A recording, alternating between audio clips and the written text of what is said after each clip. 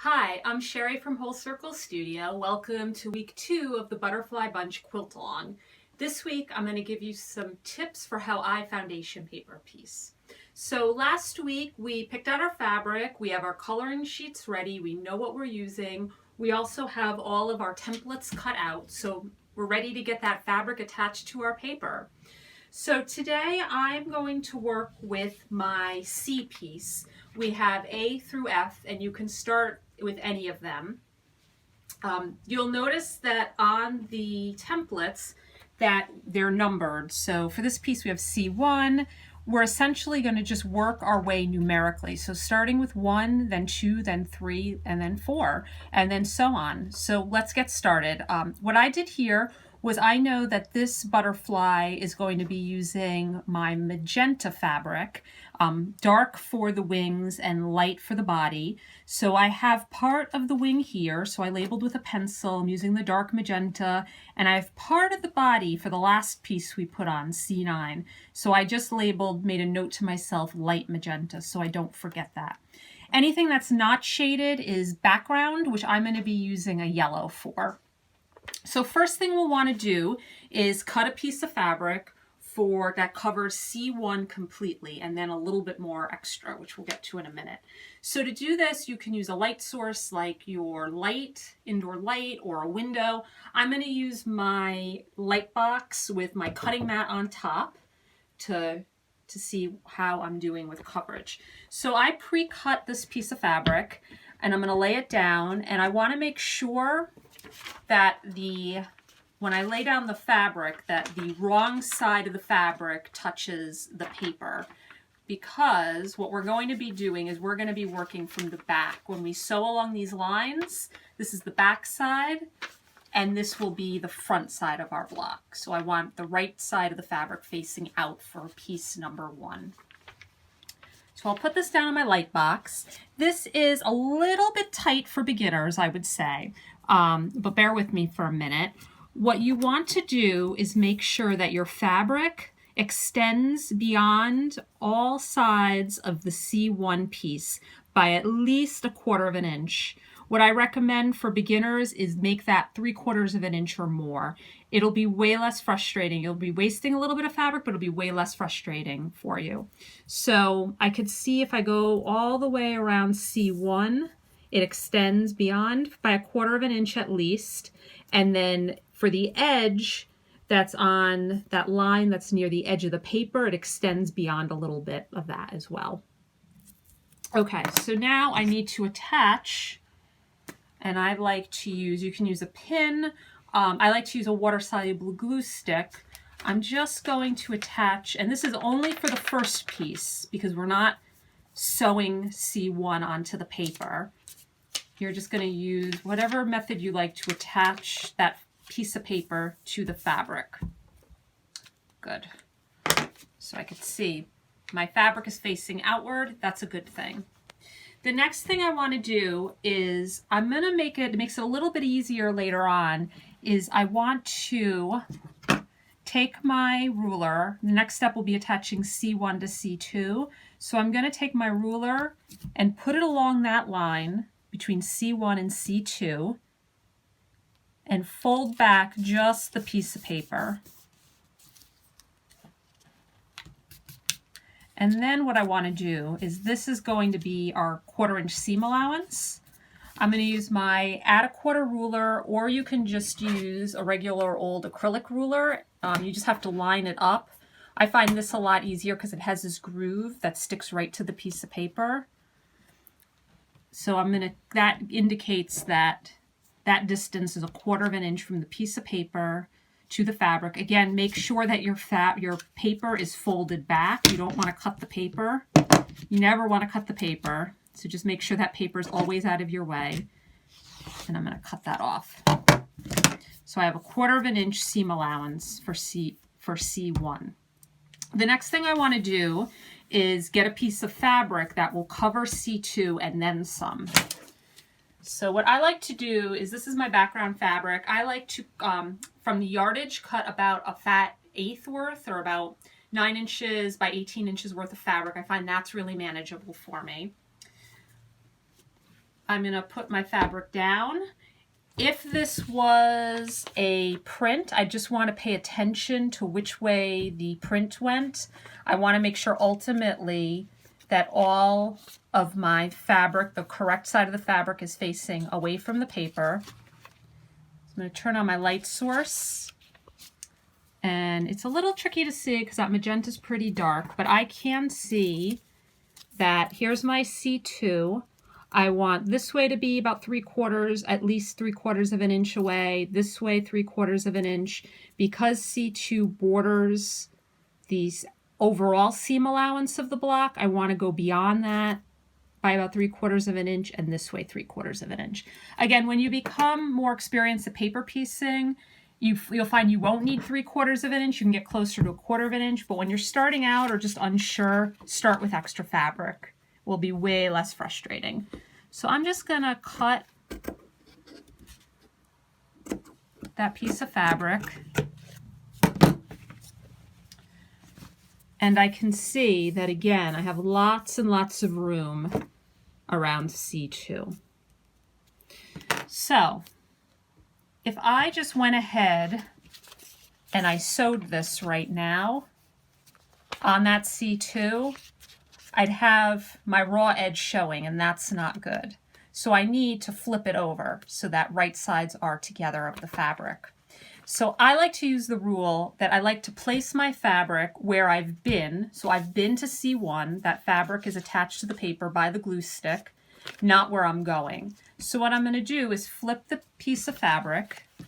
And again, this is why it's easier to work with solids, because it doesn't matter which side of the fabric. But I would flip it and place, I'll bend back this piece of paper again, align the two seams,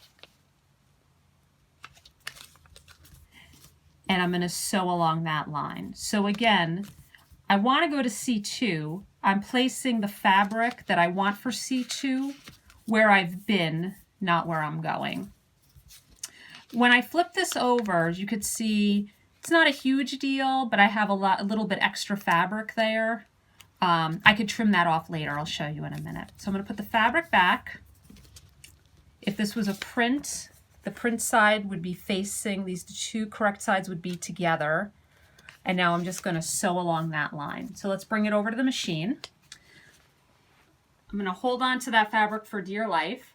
I set my machine to a 1.5 stitch length, which is really, really short stitches. This will help at the end because we're going to have to remove this paper all the way at the end. And by having a very short stitch length, it kind of perforates the paper, allowing it to come off easier. But also the stitches are super, super secure, so the stitches won't come out when you pull that paper. So what I want to do is I'm going to sew from the beginning to the end of that line that goes between C1 and C2. So I'm going to start there and I'm going to end there. And what I like to do is do 1 or 2 back stitches. I find for me that this helps really lock in those stitches, and so the stitches won't come out at the end when I take out the paper. So I did my back stitch. I'm going to just follow that line. I'm going to get to the end of the line and I'm going to give it a back stitch. Take it off the machine. And you could see it's just sewn right along that line. So this is the point where I'm just going to pull back just the paper. And if I have a little bit of extra of that yellow coming over, I'm just going to take my add a quarter ruler and just trim that off. Again, you just want to fold back the paper and that's it. And that did not trim. Let me try that again. There we go. So the other thing, we'll see how that looks. So if I push, I'm going to take my fabric that I just sewed and pull it over. And I can see, I don't see any raw edge. That's just a piece of thread. I don't see any raw edge. I'm totally covering C2 and then some because I'm at the edge, which is great. One other tip that I like to give, when I have a lighter fabric on top of a darker fabric, sometimes you'll see a little bit of ghosting. It's not that apparent right now since the paper's on there, but when I go to quilt it, I might notice it. What I like to do is just fold this back where it was, fold back the paper, flip it over, and what I'm going to do is ever so carefully, I'm going to fold back just the yellow, the light color. I'm making sure the paper's out of the way, everything's out of the way. I'm only cutting what I want. I'm just going to take off a sliver of that magenta fabric. It's like maybe a 64th or a 32nd of an inch. That little bit will really help with ghosting if you've had that issue in the past. So very, very slight. I'm going to fold the paper back, move the fabric back, and then I just want to press with a hot iron. And again, you want to press, not iron, because if you do that, if you start moving around the iron, it's going to warp the fabric and not give you such a straight line. Okay, so that's pressed. And then you're just going to do the same thing for C3 that we just did. So let's go over that again. I'm going to turn my light box on. I'm going to put my fabric down again to make sure that that fabric covers. If this was a print, the print side would be facing out like that so that I have print, print, print that I could see. I'm going to put down my paper. I'm going to make sure that when I cut my piece of fabric, it's beyond 3/4 of an inch in all directions, especially here on the border, because I want it to go beyond the piece of paper. So right now I'm just going to get my paper out of the way, and I'm just going to cut. Again, you're going to waste fabric. That's what paper piecing is all about. You'll become more efficient the better that you get with it, the more you practice. Okay. One thing I just forgot to do before I cut that piece of fabric is, again, this makes it a little bit easier to line things up, is I'm going to take my 1/4 ruler, or any ruler. I'm going to fold back my paper. Again, the piece of fabric I just cut is off to the side, so I'm not cutting that. I'll make sure that everything is nice and flat here. And then I'm just going to cut along, making a 1/4 of an inch seam allowance.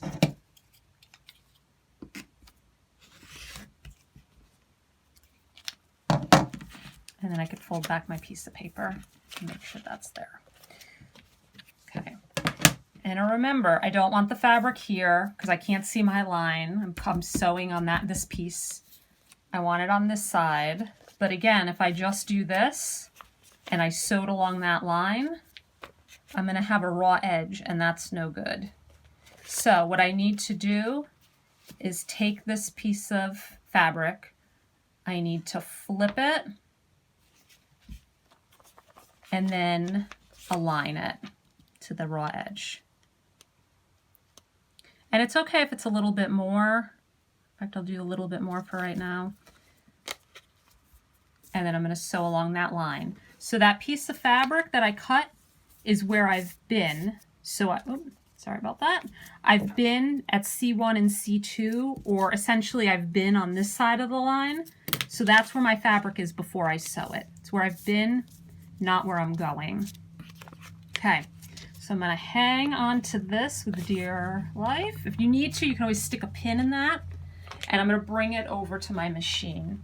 So this time, I'm going to sew still along this line that goes between C1, C2, attaching it to C3. But I want to actually, I'm going to visually, you don't have to draw it in. I'm going to actually start at the edge of the paper and then travel down and stop where the line intersects to the next line. So I like, again, to give it 1 or 2 back stitches just to secure it so those stitches don't come out. Even though they're tight stitches, we're going to be doing a lot of yanking on the paper later.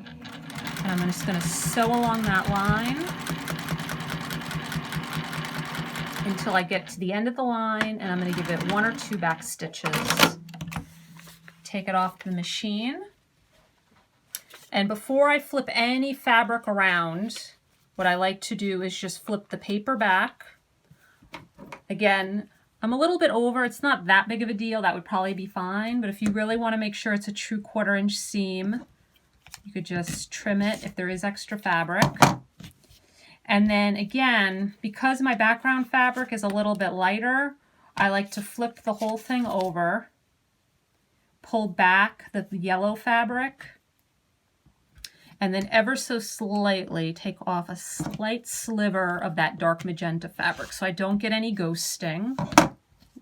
And now I can open it up. So I'm going to fold my paper back. I'm going to fold my fabric. I'm going to double check that the piece is totally covered. So C3, I could see the yellow fabric goes beyond this way more than 1/4 inch. The yellow fabric goes this way more than 1/4 inch, so I'm all good. So again, I can go over, press that. It's nice and smooth. And I can move on to C4 now. So you're going to continue in that method until the whole piece of fabric is filled with, you get to your C9. And then once it's all filled, pretend this is all filled and all this fabric is extending beyond the paper, you want to get rid of the extra. So I'm just going to take my acrylic ruler. I'm going to align the edge to the edge of the paper and cut off that fabric. Great. So for this week, if you can, do this with at least 1 set of your A through F. So you'll have an A, a B, C, D, E, and F completely full with your fabric. And then next week, I'll show you how to put them all together. One other thing to note, your seam ripper is your friend. You will use it. You'll inevitably have a piece that's too small. It doesn't cover your whole piece. Perhaps you'll forget which side, that you don't put it where you've been, not before when you sew it, and you'll have a raw edge. I still use my seam ripper all the time. It's easy to get mixed up. Don't be afraid to use it. Don't get discouraged. If you're using it a lot, it just means that it's time to take a rest, take a break, and come back to it later. So I hope you're excited about paper piecing and that you'll get your pieces filled, and next week we'll put them all together and start seeing a beautiful butterfly. Let's make something awesome.